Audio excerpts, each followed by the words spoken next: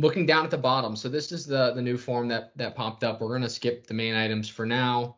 We'll come back to that. Change log. So similar to the audit log, we can see, and this is specific to the budget amount, how the budget amount has been changing over time.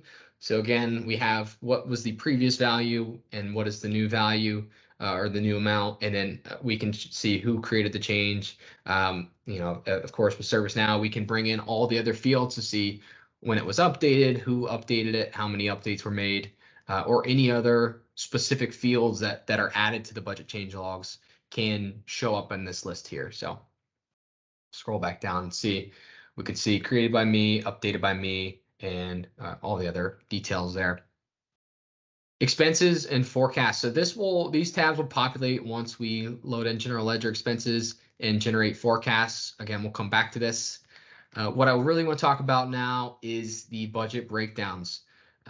So this is going to depend on the client. Bill talked about this in the beginning, but depending on who we're working with, they do yearly budgeting, they might do quarterly budgeting, they might do monthly budgeting.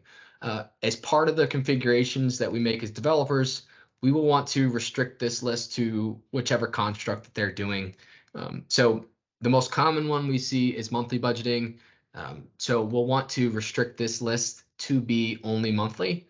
And the way we would do that is just by setting a default filter. So anytime a user opens up this table or this related list, excuse me, they will see only the fiscal types that we want to show. If we're doing yearly budgeting, we would only want to show the yearly amounts. Regardless of what a client chooses to do, but budget by month, by year, by quarter, these placeholders will generate regardless. So you'll see we have 17 records here, all with $0 amounts.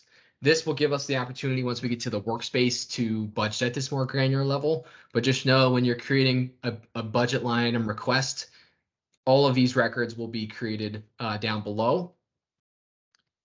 On the level of detail and granularity on fiscal periods, our lowest level of detail will always roll up.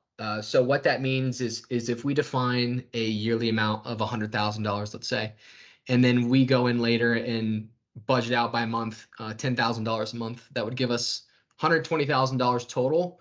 That $120,000 will take precedence over whatever we decided from a yearly level. So whenever you are doing a more granular level of budgeting, just know that it will always overwrite the higher level and roll up. And we'll see that visually in the workspace will help.